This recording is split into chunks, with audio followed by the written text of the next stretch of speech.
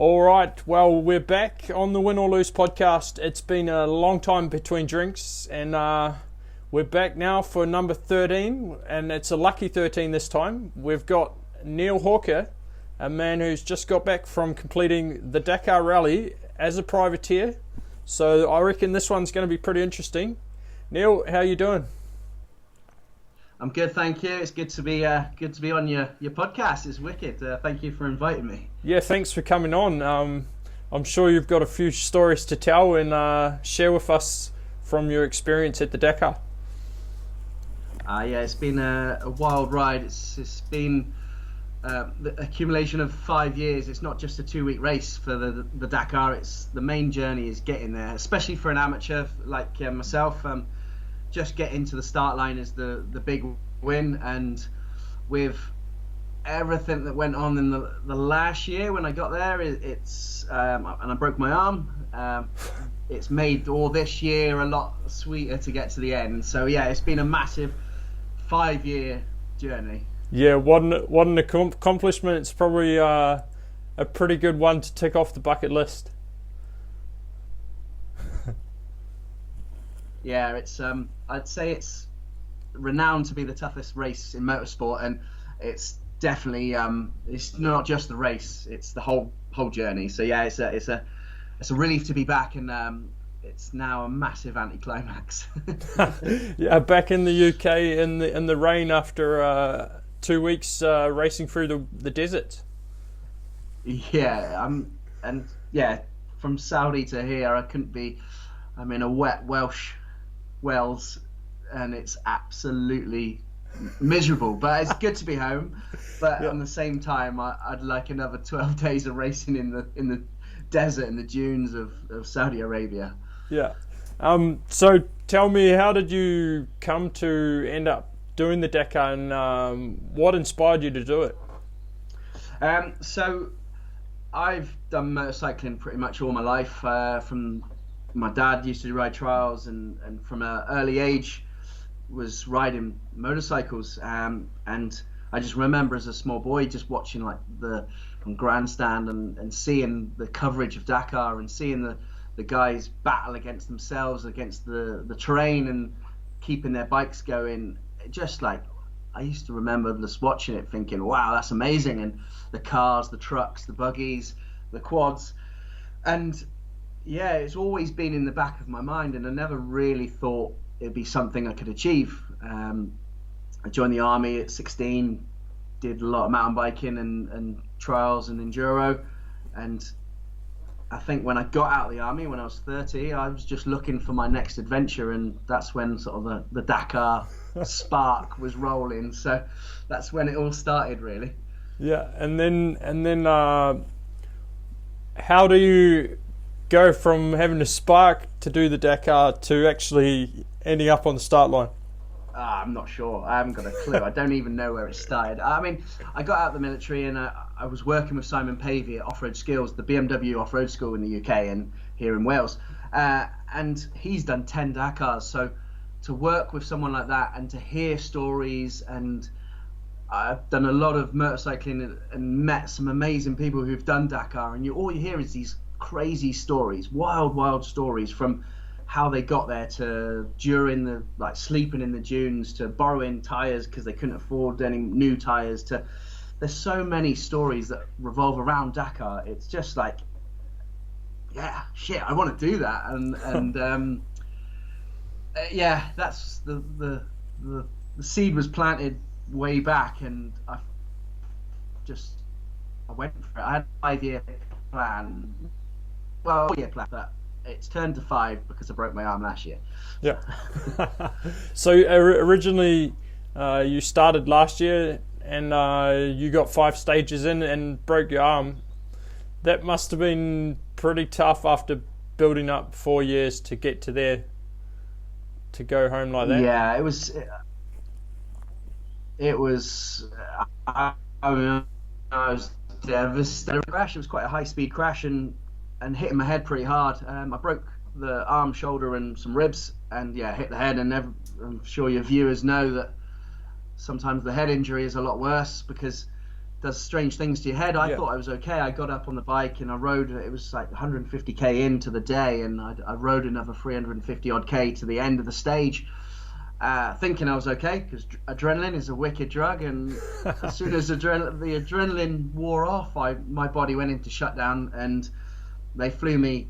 I just couldn't do nothing. I was just couldn't get off the bike. It just shivering, and they flew me to hospital, and then I got back to the UK, and I was in a pretty down place, sort of. Yeah. I've worked for 4 odd years to get there, and it all come crashing down with a crash, which was, it's part of the sport and it's part of two-wheeled sports, but having injuries. But yeah, getting home to sort of being in the bit of the dumps, sort of not knowing what to do, and a good friend of mine give me a kick up the ass and said, look, let's get on with it, let's get fit and do it again next year. And now it's made it even more sweeter getting to the end this time. So yeah, it's been a mad journey. Yeah, and speaking of the head injuries, there was quite a few guys this year that had head injuries during the Dakar as well. Like all sorts of stories where they thought they were okay, or they missed the fuel stop, or all sorts. Yeah. Yeah, it's crazy. It's I mean, the speeds that involved and what's going through your head is pretty crazy during a day of Dakar. But this year, more than most, I think there's been a lot more head injuries. It's a hard one, because we've had some new safety protocols and some new things going on. I mean, we had to wear inflatable body armor, and do you have to, as a privateer, do you have to buy your inflatable suit? It was €750. Yeah, that stings a little bit. Yeah. I mean, it's another hidden cost that people don't see, but which we're told we have to wear it, so we have to buy it. And there's a few brands that did it. I think 5 or 6 were allowed. And to be honest, I think it was a really good move to do it, to have it. But on the flip side, it may have caused them more concussions, I think, because once it inflates, you're stuck, and if you're moving and rolling, you can't. It's just solid. You can't tuck and roll. Yeah. Which may have caused. I don't know. I'm not a specialist in that field, but all I know is I think if I was wearing it last year, I might not have broken my body so much. Yep.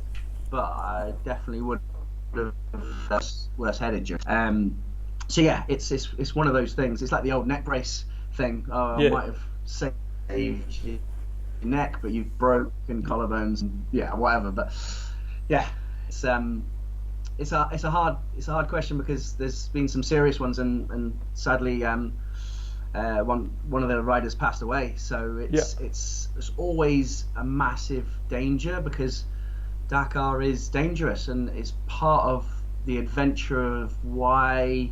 Yeah, it's got the mystique around it, I guess, because of the danger. You don't exactly that. It's like, I mean, it's like every sport, isn't it? I suppose darts isn't so bad. You might get a dart in the back of the head, but I mean, downhill racing. Look at the injuries involved. It's incredible, the speed you reach and the technical terrain you go through, and it's all relevant and relative to the different sports. But when you line up at the Dakar and you know the risk like that, do you like approach that any different, like personally? So for me personally, I have to ride to vision, and a lot of the guys are trusting the road book. I mean, so we're riding blind. We haven't walked the track. You haven't seen anything of the track, and you're relying on a road book. I've got one. I've got 10. I don't know. They might be a little bit. You might not be able to see. So basically, you're relying on the notes on here. So and you have to scroll. Yeah. So as you ride to stay at the current. Yeah. So you can only ride as fast as you can read the notes. So if you see a double caution, double exclamation, you're having to read that information, translate it to what you think it will be, and slow down. I mean, some of the pros aren't shutting off at caution. Really? I mean, they're absolutely unbelievable. I mean, a massive respect to like Sam Sunderland and all the top athletes, because I mean, it's like the same in every game you do or every sport you do. There's a massive difference between the top level and the middle rung, and I was happy at the speeds I was going. The speeds they can read the road book is unbelievable. And it must be hard to keep your eyes up on the terrain and on the book, like to do both at once. Oh, it's incredible. And again, that's a part of why people like to do rally and get sucked into this rally, because it's a massive buzz. When you get things right and you start flowing and you're carrying good speed, it's the best feeling in the world when you start ticking off the road book. And you can, I mean, this stage was a short stage. It was stage 10 and it was 341k. Yeah. And to stay focused for 341k after the end, your head is buzzing. You're like, your mind's blown, because you think you're reading the ground, you're reading every single rock you can see, and you're trying to not go wrong and take the wrong turning, and there is plenty of things that can go wrong, but it's like from the vision to the road book to the ground to the and then add in, for me, cars passing you and massive dunes that you don't get to ride. I mean, there's nowhere here in the UK that you'd even have anything like it. They look like 6-story buildings, and they're massive, and you're hitting it wide open in fifth, sixth, flat out, and you're still like losing speed down the gears. It's a mad feeling, and that's part of the attraction, I suppose. Yeah. How did you originally learn to read the road book, and how do you how do you go about that side of things? Because you probably came from, you say you did enduro and trials, you would never had a road book. No, it's part of the journey. Is you have to qualify for Dakar, and to qualify, there's certain events you have to do. So I think for me, I'd already done 6-day enduros. I've done a few European stuff, and I qualified. I've done a few 6-day trials, and I kind of already had a good CV for it. Yep. But I'd never done road book. So for me, I went to do some cheaper European rallies. I did the Ceres rally in Greece twice, and one in 15, one in 17, and that was my first rally to learn not to ride. It's to learn how to read the road book. Yeah. And I really enjoyed that. I really enjoyed it, because is it not European rallies? Is it not easy sometimes to get sucked into the riding side and lose focus of the road book sometimes? Yeah, totally. I mean, especially when a faster rider comes past you, it's so easy to follow dust. But if you can imagine, like, if they're a faster rider than you and you mess up and then they're off and you don't see where they went, you're looking down at your road book and you're 10k back. It's useless. So then you've lost so much time. So you can't really follow people. It's much better to get in your own rhythm and just read the road book at the speed you can ride. The speed you can ride is the speed that you can read the road book. Yeah. So it's really easy to get lost. It's easy. Like, I remember in Greece, I did like 5k up the track, and it should be a T-junction. There's no T-junction. I'm at this distance, and you're like, so you have to turn around, and you've lost 10k. But not only have you lost 10k in time, you've also lost 10k in fuel. Yeah. So, and sometimes the organisers are pretty sneaky, knowing that they put the fuel stop at the limit of your fuel. So if you go wrong 3 or 4 times, you're stuffed. Yeah. So it's just another element that they like to throw in. So. And how long would you say that it took you to learn, like, feel like you can read a road book properly and and follow it for a race? So I did the 2 rallies in Greece, which were both 7-day rallies. Yeah. And then I did the Mazuga rally in Africa, so in Morocco, and that was my first desert rally, which was trying to navigate in the dunes, which is different. Instead of, let's say, you might have a track to follow, like a proper a line and then a track. This, sometimes in the dunes, you just have a dotted line with a cap. So 108, which is the cap heading. So you're then going off a compass bearing. Oh, but then if you can imagine, you're trying to stick to a compass heading, and there's a massive dune and you just can't get up it, so you have to go around. So you have to then compensate how far you went around and how far you went off that heading, because if you go off 2 or 3 degrees in 2K, you've gone off by a lot. Yeah. So it's very easy to get lost, and they do that a lot when you're like calling it off piste. There might be open massive plains so it's not sand and you can't really see tracks, gravelly terrain, and they do that a lot and you have to find the right track, which is pretty cool. But again, it's another element where it's you have to kind of forget about your riding and just concentrate on the road book. But that just makes it that much more impressive how fast the top guys can go and still manage that. Like, it's insane. It is absolutely, and I've said it before, but them top guys are traveling at such high speeds. I think one stage this year, I think it was the equivalent of going from London to Coventry, and they did it with an average speed of 130k or 125k, which you can't even do on the motorway, and that was off road. It's insane. It's insane. Like the speeds they were going, and like opening up the piste, as they call it, so imagine being the first rider. There's no tracks. You're just relying on what is on the road book. So, so the bikes start first thing in the morning. Like the bike's the first machine on course. Yeah. So you start in order that you came the previous day. So if you led the first day, you'd lead out on the second. Yeah. And down in order, and obviously once a few bikes have gone through, but it's kind of, people say, oh, why don't you just follow the tracks then? Because the top guys are quite sneaky. If there's a track that just peels off to the right, they won't just be fully open and rail the corner.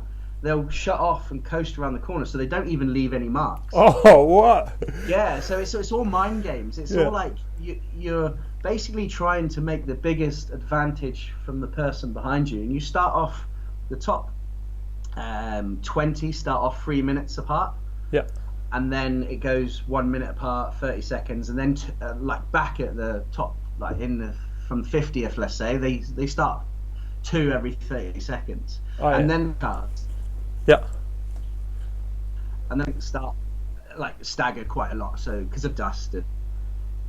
And I was getting caught by the cars around about the 200k mark every day. Only like the top sort of 5 or 6 cars, but when they come past, that's another whole nother ball game. You wouldn't be able to see. No, it's crazy. It's cool. Do you have to like then slow down and wait for the dust a bit, or do you just try and ride in it? Yeah, it's every situation as it comes, and usually if you're on a track, the dust is horrendous, so you've got to go off the track and you've got to figure out which way the wind's blowing, so you get off that side, and they don't give you that much time, that warning, because we've got a beeper on our bike, so the car can press a button to warn you that they're coming, and it just gives you an audible warning.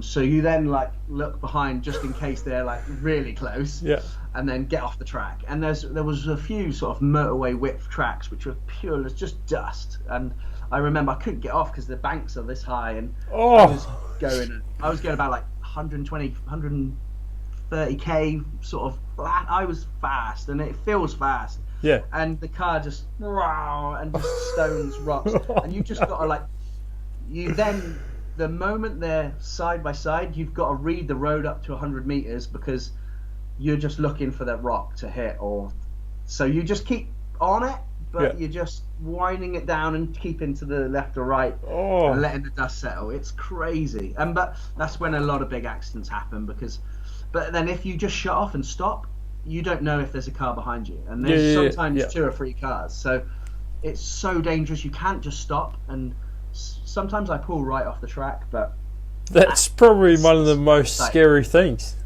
Yeah, and I had one day where the trucks came through, the Russian Kamaz Red Bull trucks, unbelievable, like scared the shit out of me. They can just sit at 150k and through everything. What? There's 3 in the cab, and they're just looking for the dangers, and they are unbelievable how fast they are. And it blows my mind. In the dunes, I was with them, and I just couldn't understand how they got over the dunes, because they're massive and they're just piling up this. They do get stuck and they do crash hard, but it was pretty cool to watch and it's like being in a movie. Front row seat to the action. Oh, that's got to be pretty crazy though. Yeah, being in mad. that. So go back a bit, but how does one, like, you say you have to qualify and then really afford, like, what's the cost of this to do the Dakar really?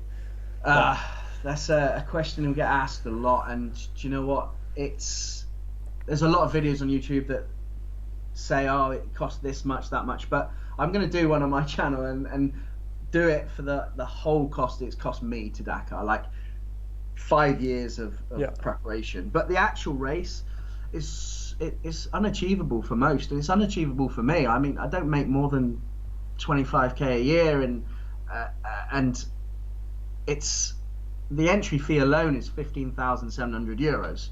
Yeah.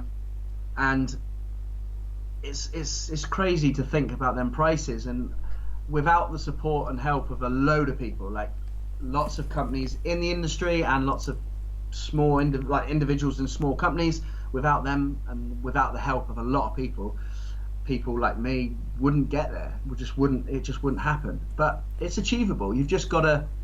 For me, it was like I set my goal, I had a budget, and whatever help I could get ticked off that bit of budget that moved somewhere else. Like this year, even just getting there was horrendous. Like I booked my flight. It was 700 quid flight to Saudi, perfect. A week before, this was Christmas, like a week before I was meant to be flying, get a text, flights are cancelled. I'm like, oh shit, what do I do?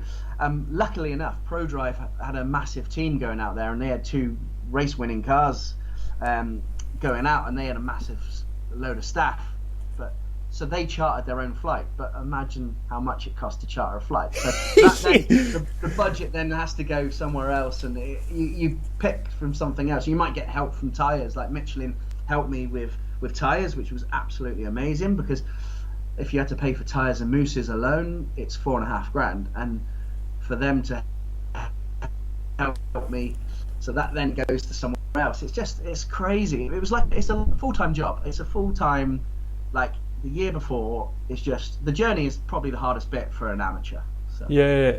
How many actual amateurs line up? Like, how many of you?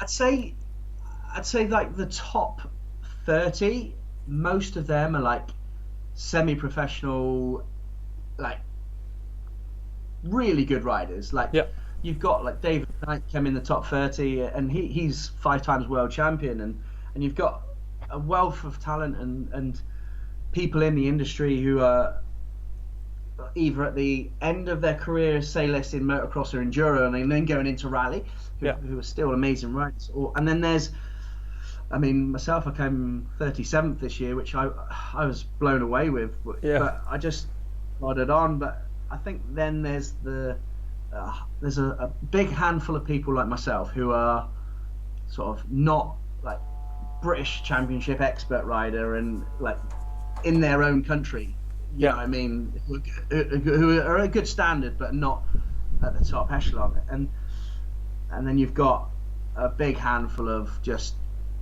and then there are the people who have the money who can just go, right, I'm going to go and do Dakar. Yeah, but they probably struggle, those guys. Yeah, and then but I'd say you get to 30 to 100, and I mean I think it's 120 odd bikes started this year, and it's just like there's a massive core of people like myself from each country, which is cool. Yeah, because we've all got our own little stories, and we've all got our support team back home, and it's just a wicked wild ride. It's mad. Like you're in the original category, so you have to work on the bike yourself. That's how that works. So you can go with a team. Yep. And to go with a team is a lot more expensive. So my budget would have been probably another 20 grand if I want to go with a team. Yeah.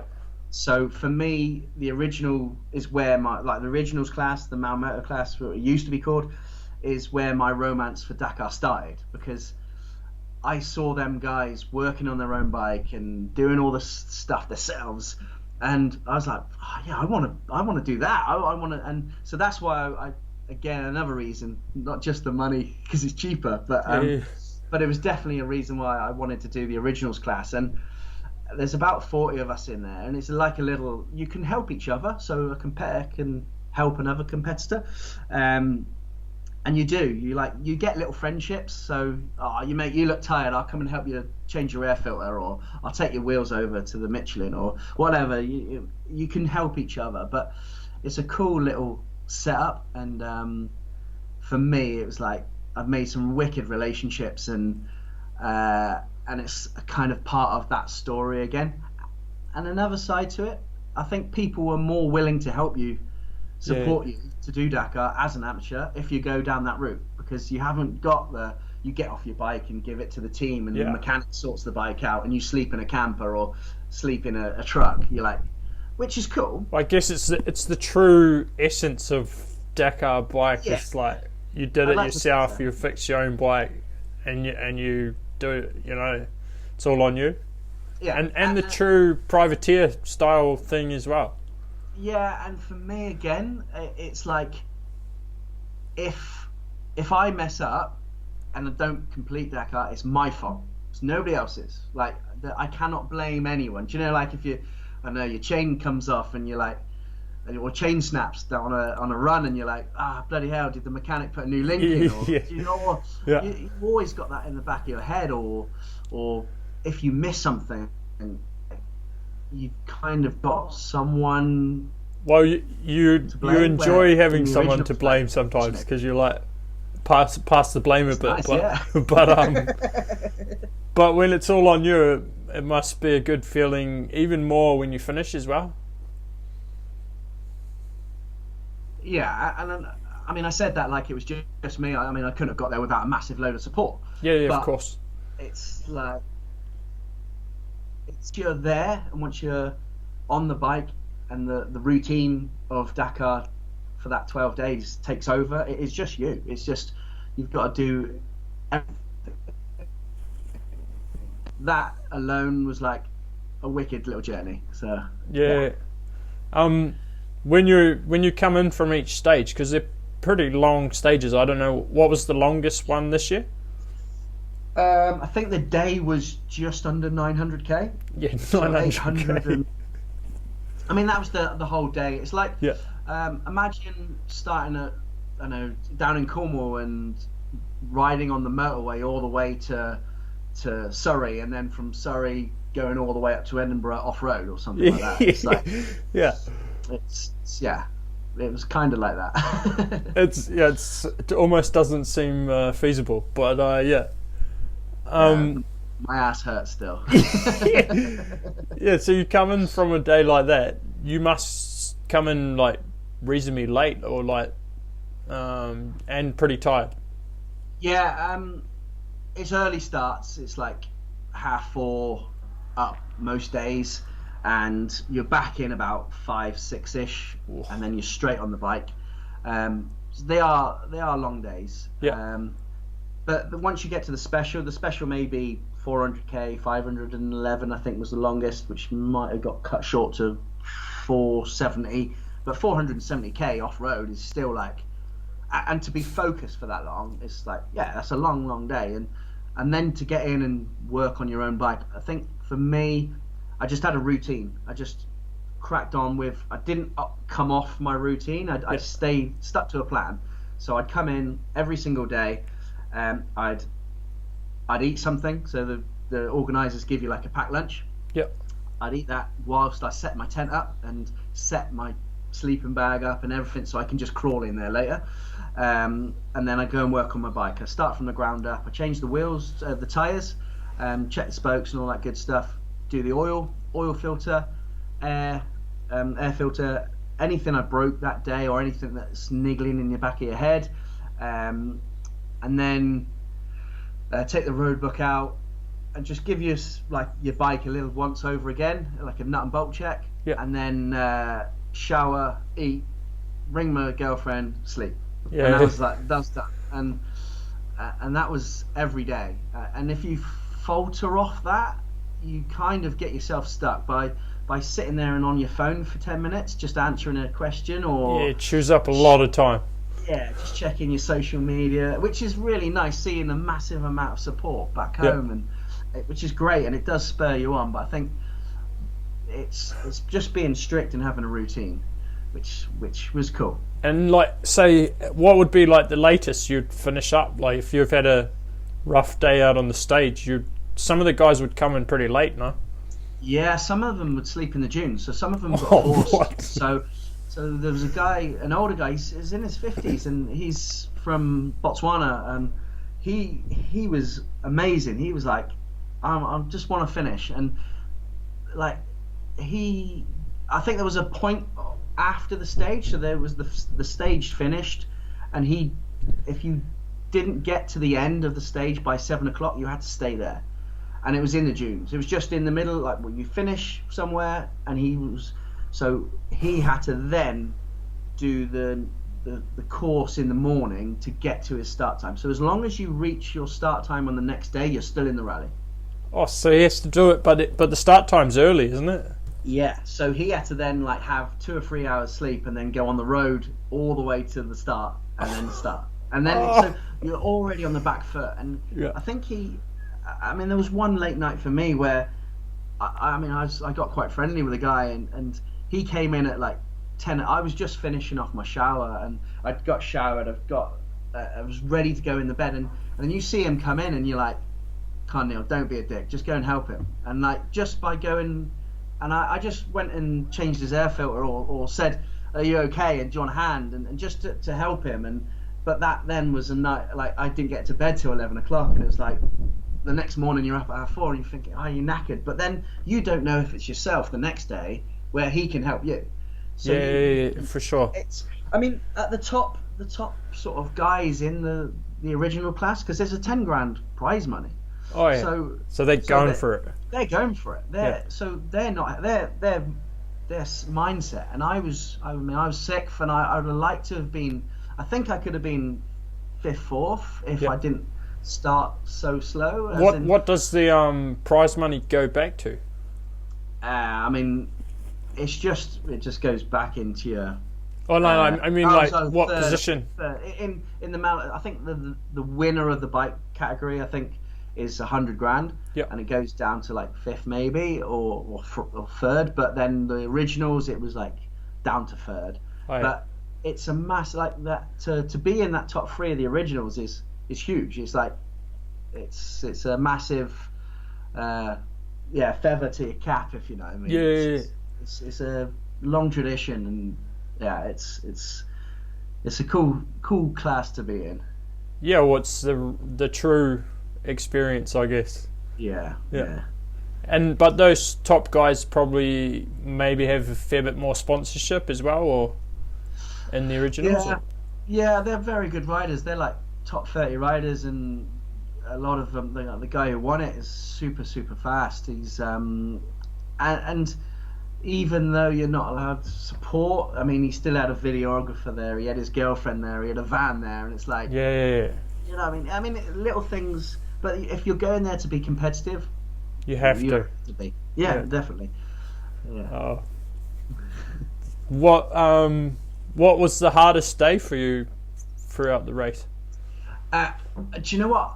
I'd say the first day, because I was so tired. I was on the back foot before I even started, because the week drawing up to get into Dakar, it was Christmas. I had a really cool Christmas with a few close friends, and it was very like nice. And it was like travel was stressful because of the COVID thing, and then you get to Saudi. I had to quarantine for 48 hours, which wasn't a problem. I was in a hotel doing nothing for 48 hours. Yeah. But then once you start the administration side, so it's like kind of all your bike checks, all your administrative checks. But I had to go to the port in Jeddah to pick up my bike. So I have to stand in a queue in the sun, wait for my bike, where all the factory teams or all the people who we've got support like don't have to do. And Yeah. that was really stressful and tiresome for me. I mean, I was dehydrated. Then you pick the bike up from the port, and it's a 40-minute city ride, and the traffic, I'm not joking, it's carnage. That was probably one of the scariest rides I Yeah, had. you don't want to get in a crash before you even start. And everybody's like beeping and cheering for you because they love it out there. Yeah. So then you get to the stadium. Then I get like back and forth from the hotel, which was another 40 minutes in a taxi, and just all that moving and shuffling and administration. The first 3 days was like I was knackered, and then I got to the prologue, which is the first day. So you go out and do 100k, you do a 10k prologue, you're sitting in the sun waiting, you're sitting in the sun then when you get back and wait to go onto the podium, do your podium thing, and then you go, right, okay, the trucks leave in the morning, we start racing at 4:30 in the morning. So I then had to leave everything, take everything from the hotel, dress in my riding kit, what I was going to start the next day, carrying a toothbrush and toothpaste, get a taxi back to the hotel, like just wearing that, and then have room service for dinner because you're still in your motorbike kit and chilling, and then you're so stressed and nervous because you're there, and it's 40 minutes away from the stadium where we started. There's hardly any hotels available near, and so you're 3 o'clock in the morning, you're getting up and you're like buzzing because you couldn't sleep anyway because you're racing the next day. And then it was like, I got to the start and 4:30 and I was like, I can chill out, I can relax. As soon as I got on the motorbike, but actually it was like, geez, it's stressful because you've started your day on the back foot, and because I was dehydrated, I was tired. That first day was horrendous, and because I rode so tense, I was like on the bike tense as hell. I was worried about blisters. I mean, my hands are pretty good. Like after 7,000 odd K, they're pretty good. 7,000. But the first day I was stressed, so I rode really tense, which tires you out anyway when you ride tense. And so the first day for me was the hardest. There's a long drawn, but that was the reason. Yeah, it must be like nice to be in the race once you've started. Like, totally. Like the days would then probably start ticking off sometimes. Yeah, it was so much easier once we got what we call bivouac. Once you're in like that setup, and it rolls on, it moves, but it's exactly the same. It's like a carbon copy everywhere you go, just okay up the road. So once you're in that, it's easy because you don't have to go anywhere. I get off my bike, I work on it, I sleep there. The food and showers are near us. So once you're started and once that's rolling, it's just routine then. It's just get up early, ride your motorbike as fast as you can for 800k, come in and give it some love, and then look after your body. And I mean, they were really, it is a routine, which is cool, and I miss it. Yeah, it's I guess similar in our racing in an enduro mountain bike race. The first stage is you're most nervous for that, and then you're in the race for the day, and then it's like just rolls from there. But that'd be the closest thing I've ever done to what you've done. No, it's exactly the same. I mean, yeah, it's all relative. And like I watched the World Enduro Championship, the mountain bike stuff. I've got a good friend who I used to ride with, Si Wakely, does a lot, and Yeah. yeah, I'm gonna have a go actually. I wouldn't Oh, I yeah. wouldn't mind having a go on the e-bike stuff, but Sweet. everybody's gonna say I'm gonna be cheating on the Nah, e-bike. the e-bikes are good. But yeah, it's that first hour, I suppose, when you get into something, or your first downhill run. It's Yeah. you're always a little bit tense. But it took me, I'd say, 2 or 3 days to really get into it and to relax. Yeah. And you're trying to with the rally, and you're trying to get into the guy who's read and wrote the road book. So if you can imagine this your instructions, like they're written by someone, and usually someone sat in a 4x4 going, oh wow, look at that canyon, let's go towards that, and the riders will love that. And once you start getting into their head, the way they think, and it starts to all click, and then it starts to become fun, and you can start. I mean, I think it was day 3 or 4. I remember it was a wicked day. I was just playing around on the bike, just like you see like a dune that's safe, and you can jump off it and hop off and start flowing, and that's when, once you're relaxed, it's like, oh wow, look at that. Like you see things then, because you're not so focused on everything that's going on, which was really cool experience. Yeah, it must be pretty cool for a long day when it flows like that. Oh, it's unreal. It's you get in and you're buzzing, and like anything, like a good downhill run, you get to the end and you're like so pumped. It's just, there's so much going on, and yeah, you then relive little things, but you kind of, it's weird. You haven't got that because like a set course, you get like the same sort of stories you do in rally as well. You're like, oh, did you see that I don't know, camel on the chain in the track? It's like, oh, yeah, I nearly hit him. It's like, oh wow. And then you've got like 100 odd riders, different stories about this one camel. It's just, it's pretty cool. You come in and you're still buzzing, and it's a wicked experience. You must have some good conversations when you're in the I don't know what it's called, where you fix your bikes. Are you allowed, like, because you go in there, fix your bike, and then you're meant to go out, or is it on the marathon stage? So on one of the stages, once you're in the bike holding part of the bivouac, the part of Fermi, you have to leave your bike. Once you leave that area, you're not allowed back in. So you have to do all your work on it, and that's in the marathon stage. But on the normal day in the bivouac, it's pretty cool. Like the organisers, like once they relax as well and start knowing you, they'll put some music on, and you're working away on your bike. And someone would come over and say, oh, can I borrow a spanner, or can I use this, and you start chatting. I was like, how was your day? And it's always a really cool atmosphere, and that, again, being the originals, you wouldn't get that in a team. Your immediate riders, you'd know them, and it would be a good laugh. But when there's 4 of you and you're all like in the same boat, it's it probably creates the full experience, really. Just having a good conversation after a good day of riding.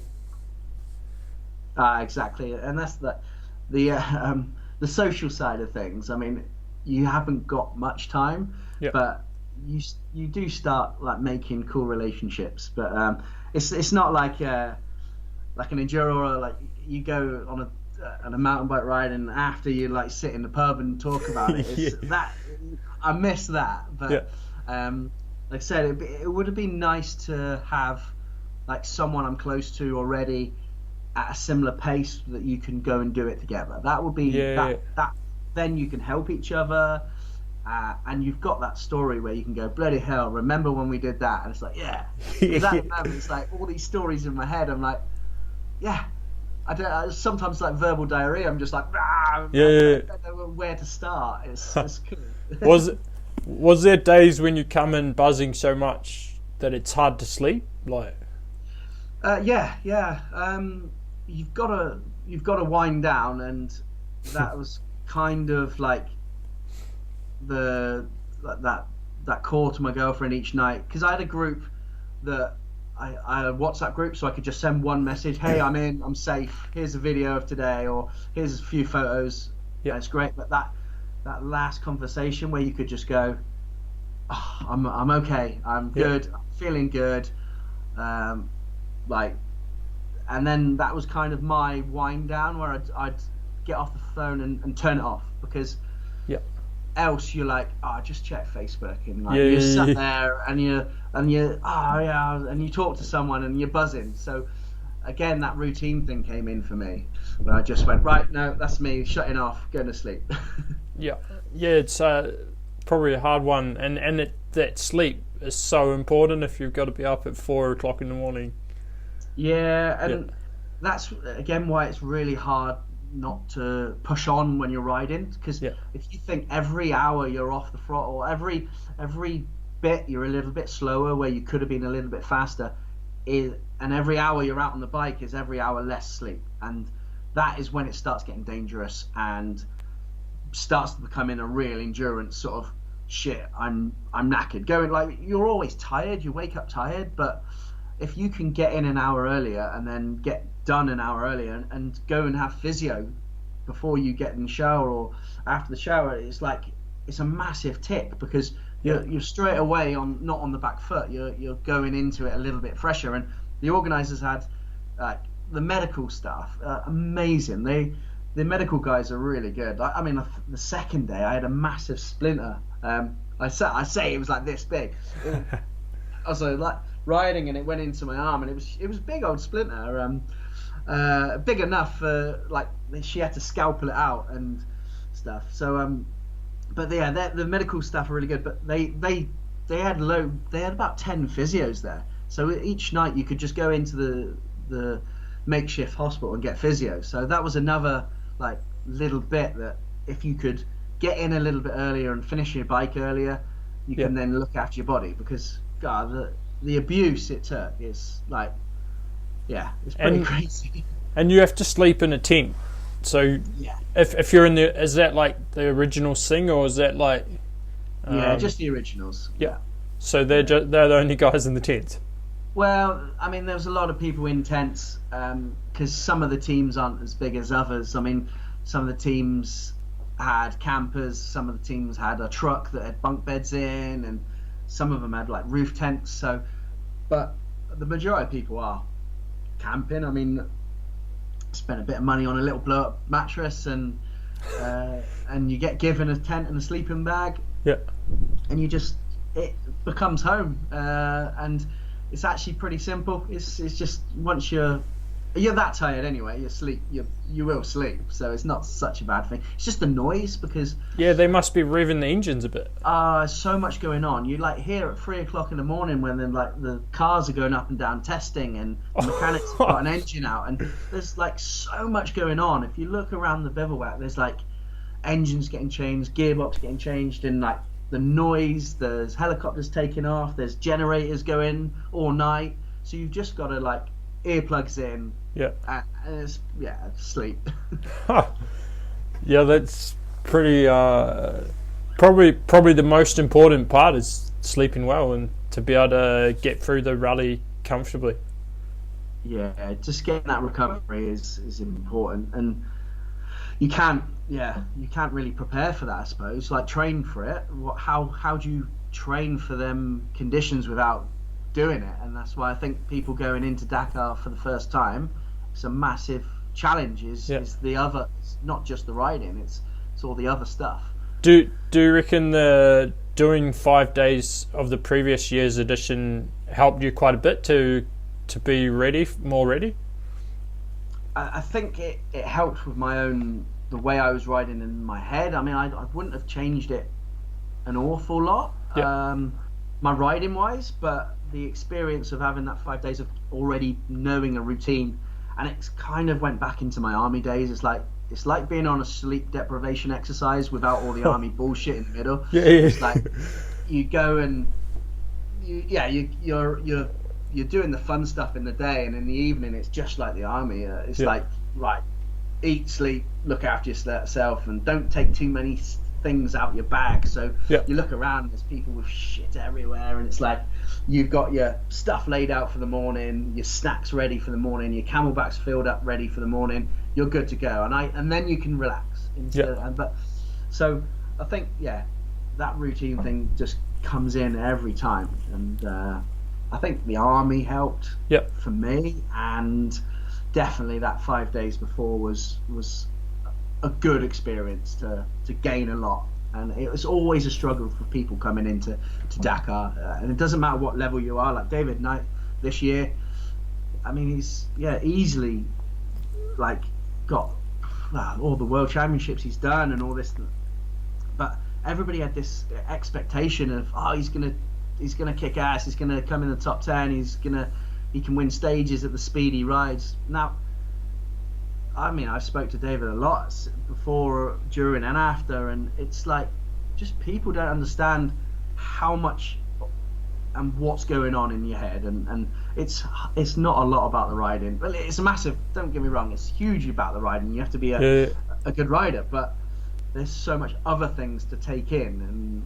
and it's to go into your first Dakar and do well is so hard. It's unbelievably hard.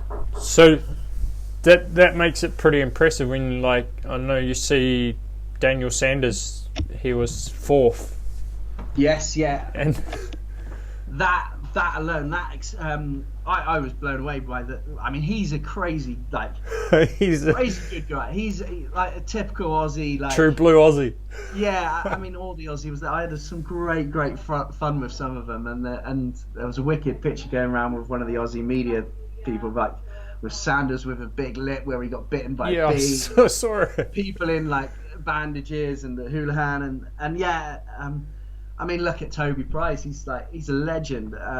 But yeah, for Daniel Sanders to go in as a rookie to come 4th, I'm not sure even if anybody's ever done that before. Of course, he's spent time with the factory KTM team training and this, but because of COVID, they haven't done half as much as they usually do. Yeah. And to be honest, that for me, that's like the best performance of the rally is Sanders, because. Yeah, Chucky, he's a bit of a legend in the enduro, but a huge legend, like winning the 6 day and stuff like that. But yeah, for what he did out in Saudi, blew me away, because he is rapid. He's unbelievably fast. And everybody's he's going to crash, he's going to crash, he's going to crash. To do as well as he did and how he did it, fair play to him. It's cool. Yeah. Do you have, like, within the bivouac, the factory guys do have much contact with the original guys, or it's like a bit separated, or? Yeah, I mean, luckily enough for me, I know Jamie McCanny really well. He's a factory Yamaha rider, and him and Ross, so the other Ross was mentoring another original rider, so they used to come over most days and say, "Hey, you're right," and do you want some goggle lenses, or do you want, I mean, just to come over and like take time out of their evening to come over and say, "Hey, how you doing? You're right." Like, it's cool. It's really cool.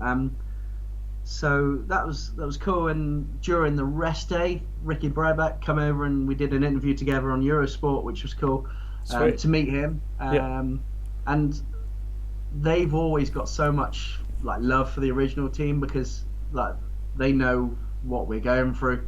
Which is great.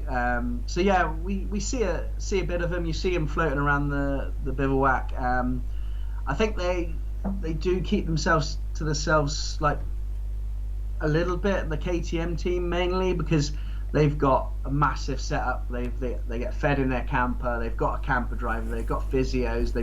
So they don't need to come out. Yeah. But I think that some of the smaller teams and some of the other guys who know others personally will come over and just say, "How you doing?" Which is great. Oh, that's pretty cool. Yeah. You did it on a KTM bike.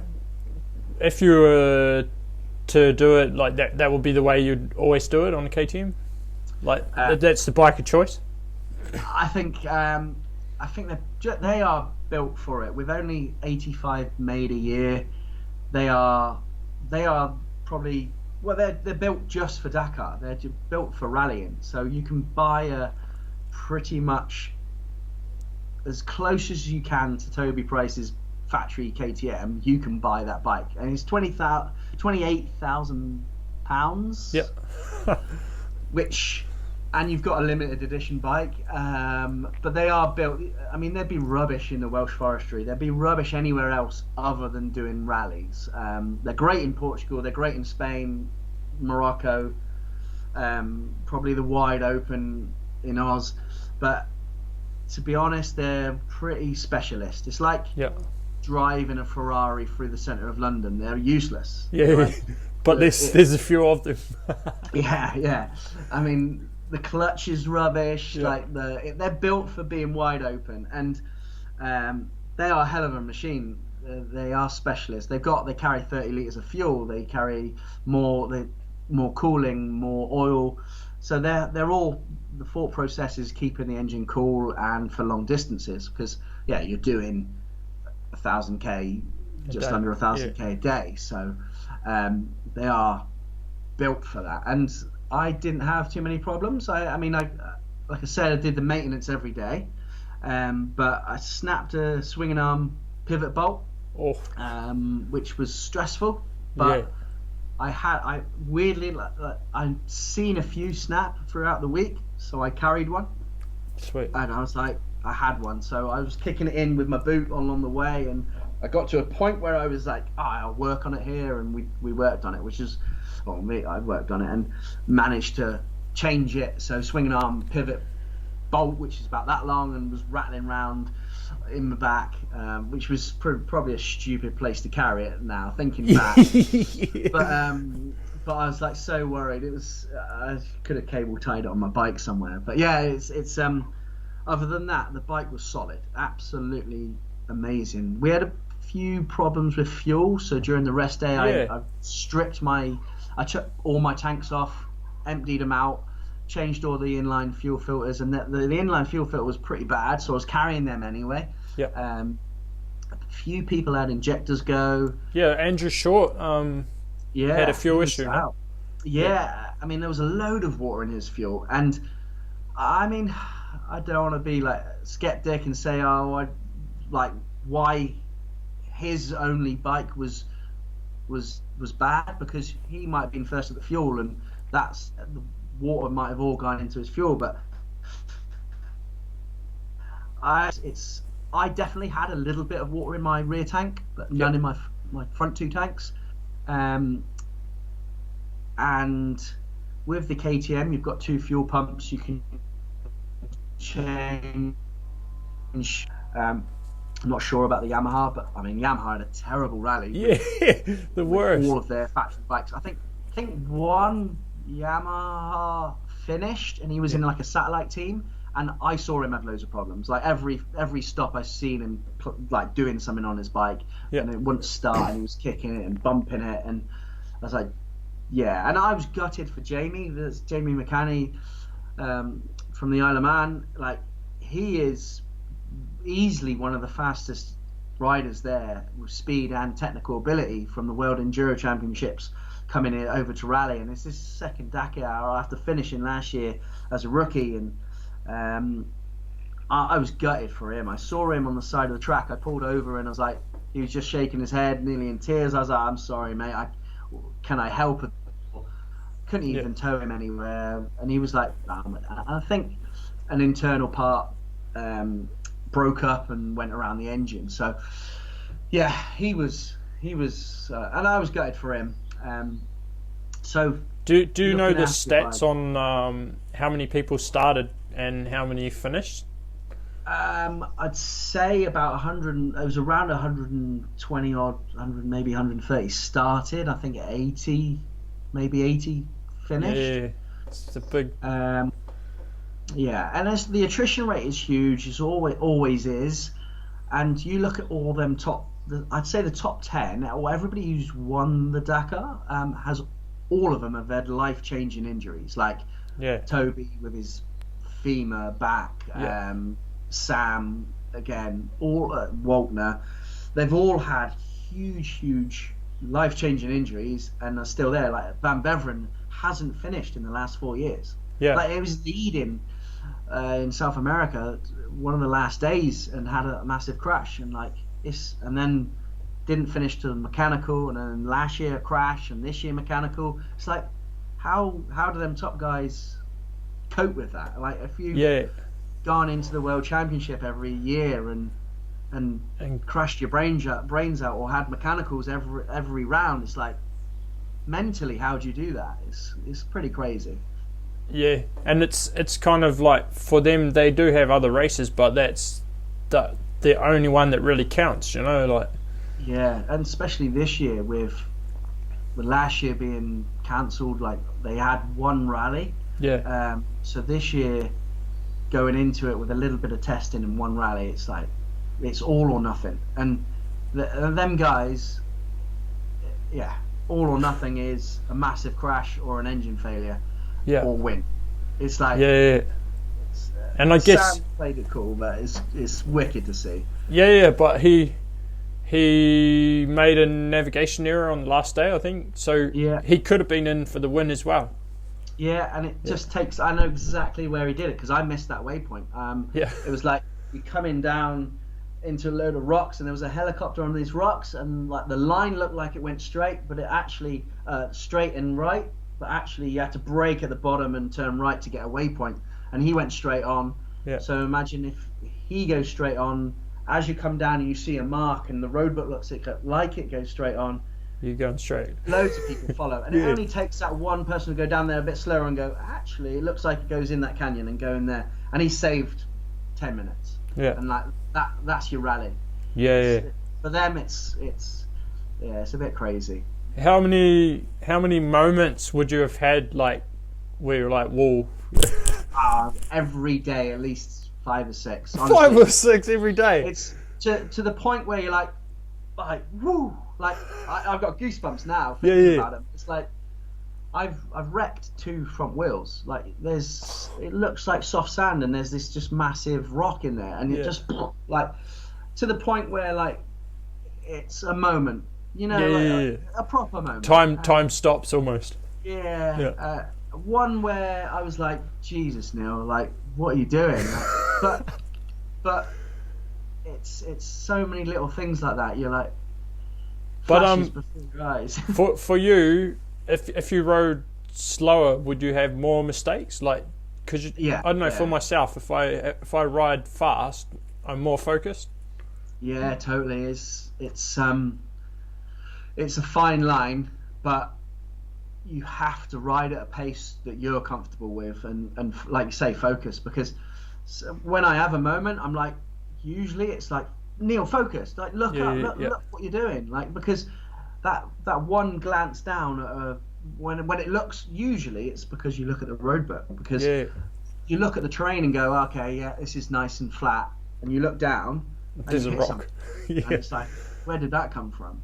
I mean, there was one quite big moment where I was probably going a little bit fast anyway, but there was like a load of like supercross whoops out of nowhere. Like it was a double caution on the road book, and De Sutre actually crashed out of the rally there. He hit them wide open and just like cartwheeled, and I come into it way too fast, saw his bike, so I knew, like, you see a bike and there's nobody around, you know they're out and there's a problem, and I just hit that first whoop, like, and for me, I was slow enough to come on the gas, but if I carried on braking, I would have gone over. It's like I was that moment where you're like off the gas or on the gas. It's like fight or flight kind of thing. Yeah. I came in way too fast and managed to like lean back and blah blah blah, but for him, he would have been going twice as fast as me and just. Shit. And you've just. That's the problem with rally, but the thing why it's an adrenaline thing is like, it's like doing a big jump that you've never jumped before. It's like, do you know how fast you're going to hit it, or it's just crazy little tiny bits that. Yeah, I mean, like the crash last year, I don't think I could have changed anything. It was going to be a crash. It was just 100k odd an hour, hit something I didn't see, swapped side to side over a big cartwheel, and that's the typical rally crash because you've got such big bikes, you've got a lot of fuel. Yeah. I mean, 30 with a fully fueled rally bike, an extra 30 litres of fuel on a 160 kilogram bike, like an enduro bike's what, 110. You add a little bit more, and it's 165, 170 kilograms. So when a bike does swap, then it's the inertia and you do have big crashes on rally. Yeah. Probably it's scary, but it is part of the attraction as well, I guess.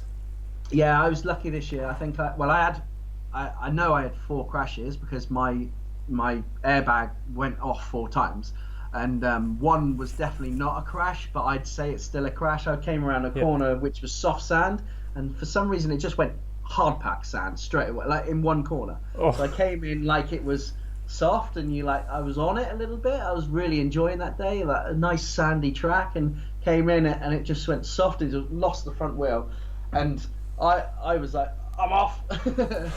But managed to hit the bank,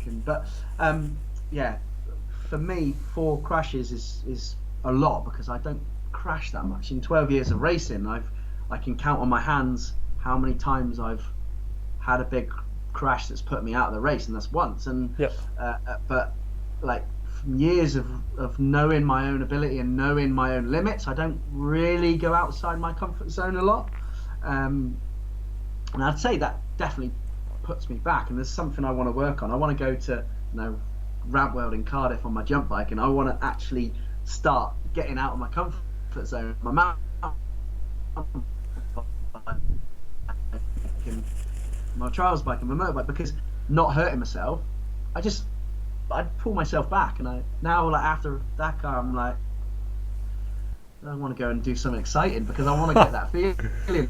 Yeah. And that feeling you get on, it's a wild ride.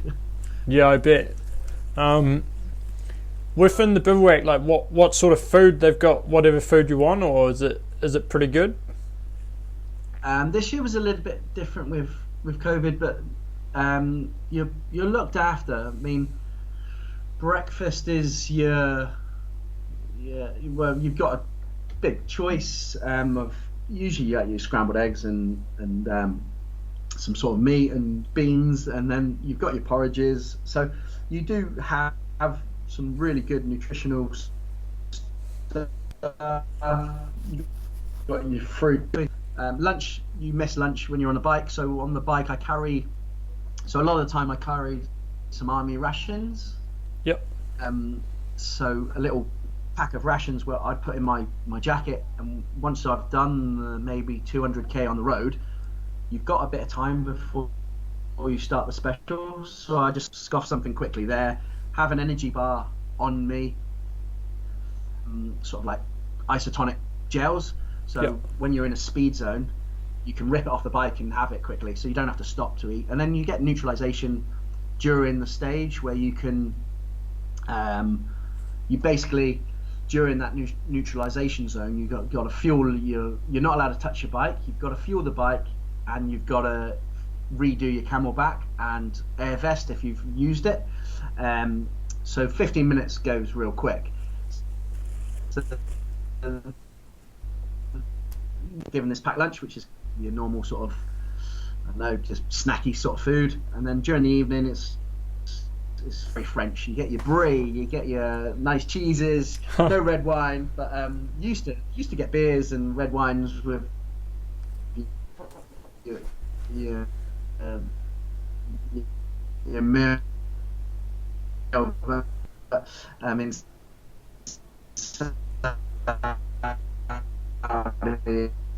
it's sort of dry. Yeah, but and then I mean, before COVID time, there was probably a pretty decent party after the race as well. Yeah, I mean, I've heard of a lot of stories of the Red Bull after party and this, that, and the other. I mean, yeah, it's like last year I think they had Wiz Khalifa or someone like that, a DJ in Saudi, and but there's not this year was such an anticlimax. You went up on the podium, it was like, yay, nobody, like hardly anyone there, a few dignitaries in the tent, but it was like, oh, that's it. I just did a few donuts and did a burner. Just went, yeah, and then that's about it. Sweet. Well, but it's still just to have the picture of you on that finish podium must be good. That's probably means a lot. It means a huge amount. The last 10k of the special, like it was on a plane going towards the Red Sea, so you could see for quite far. And I got to the 10k mark, and I was like, if I could bottle that feeling up, it would be amazing. It was such a feeling. I was in tears in my helmet. I was shouting to myself. It's like I just won like the world championship or something. It was like I was buzzing, and there was a helicopter in the sky. I was like, oh, I've got to do a wheelie for the helicopter. Hopefully he's got it. Yeah. I'd be gutted if he hasn't. But that last 10k was unbelievable. It's like no other feeling like that ever. So yeah, it was cool to get to the end of the stage and see everybody, but the podium was like done and then anticlimax. But it's pretty special. Like I said, if I can bottle that feeling up, I'll have a sip every now and again, and I'll be a happy man. And now you've had a couple of weeks at home. Would you consider another go at it, or what's? You're happy to have ticked it off the bucket list? Do you know what? I've had this question a lot. Ask me in a month's time, but for now that's ticked. It's done. Yeah. I'm happy. It's a massively selfish race, and it's dedication, time, effort for everyone, from my mum and dad to girlfriend to sponsors to family, close family. It's unbelievably selfish, and I'd like to say it's ticked off. Yeah. Would you recommend it to anyone else? Like, how much of a rider would you have to be to attempt the Dakar? I'd say you have to be like, if in British, let's say British sort of standards, if you can do a British enduro in expert level comfortably, like a hard one in Wales, and you're riding a lot, I think you can get, and with the money things, like a job, like that's your focus. Look for sponsors, because people want to help part of your journey. For me, social media has been a massive thing. That's how, without that, I wouldn't have reached so many people. The job I'm in, I meet people, and they're all motorcyclists, so it's a massive bonus to get them behind you for support. But I'd say go for it, chase your dream, because it starts with a dream, and you've just got to go for it. Oh, you're almost convincing me, mate.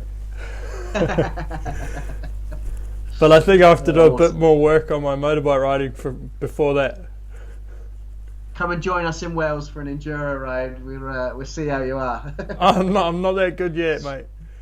Done, not bad on the mountain bike, but motorbike, I've only been into it for a few years, but I love it. So yeah, it's just it's anything two wheels, isn't it? So definitely, and I'd say mountain biking has been a massive part of my sort of enjoyment and training, because I mean, just getting out and having fun on a mountain bike is all half of it, and making training enjoyable, and that's probably the best way, because you go out on a motorbike and it's just the maintenance and everything. So, but you can just go out on the mountain bike and have fun and do a good portion of exercise rather than how much training you did for the race? Is it you'd call it like a training regime you had for getting ready for it, or? I'd say I want to keep things fun, so I ride my trials bike as much as I can. You see Rob Warner on the trials bike he all loves the time. it. He loves it. It's really good fitness and bike time. And again, trials bikes are kind of wash and go. You can just get out on it and then put it away and just come out and ride it again. And it's good fun with it. Enduro bike as much as I can, and like I said, my mountain bike is just, I'd love to be able to say I went to the gym a lot, but nah, I was like, I think ride your bike. And I was doing a lot of events the year before. I did like the Dawn to Dusk 24-hour. I did as many British rounds as I could, enduro rounds, and just get out riding, because there's no substitute for being on a motorbike or on two wheels. Yeah, cool. Well, how does anyone follow you, or you're going to do any more video or stuff from the Dakar experience, or you've got some stuff lined up? On my YouTube channel I should be sharing my journey. I've had a GoPro with me and my phone, and I've taken as many bits and pieces as I can, and I'll try and put something together. But I'd love to be able to help as many people follow their Dakar experience and get there, because I know of a few people who want to do it. You're never going to do it. So if someone is serious about it and wants to help, wants to ride, I want to help. So I'd love to be able to help. Awesome. Well, when I am silly enough to consider it, I'll give you a call. Yeah, man, do it. Get amongst it. You got to. It's a. I know next year there's a few people like James Hiller, who's a TT racer. He's going to do it. There's a few people I know who want to do it, and they're all saying I want to do it. But until you commit, and I told as many people as I could. I kept it quiet for the first year of having it in the background, but then I just went, nah, I'm doing it. And so many people were like, yeah, okay. Oh, if you do it, I'll give you some money. Yeah, if you do it, I'll give you some money. Yeah. And it was always if, but I was like, as soon as you enter, as soon as you pay that first 4,000 euros installment for the entry fee, and you've got a year to go, it all comes in, and you will get that. As long as you're determined, passionate, and you're working towards it, you'll be surprised how many people want to help you. Well, if anyone can take anything out of this, then it's probably just go and chase your dreams, and tick the things off your bucket list that you need to. Definitely, without a doubt. I mean, there's a few things I still want to do, and events I want to do, but I think for now I'm done. Dakar, content. Massive tick. I'm happy. I'll just help people ride, and I'll go and mess around on a motorbike and mountain bike. I get as much joy as watching people ride, and I've got a good few motorbikers, mountain bikers, and do you know what? Just playing around on motorbikes is as fun as anything, and you know that. Playing around in the woods, making some trails, and messing around on two wheels is where it's at. So you can't beat can't beat two wheels. Yeah, definitely. But thanks very much for sharing your story. I've loved every minute of it. No worries. Thank you very, very much for having me. And if you're come and play, I'm only over the valley from Bike Park Wales, so. Sweet. It's a lot of good around here. Yeah, we'll have to get out for an enduro day sometime. Yeah, definitely. Let's do it. All right. Cheers, mate.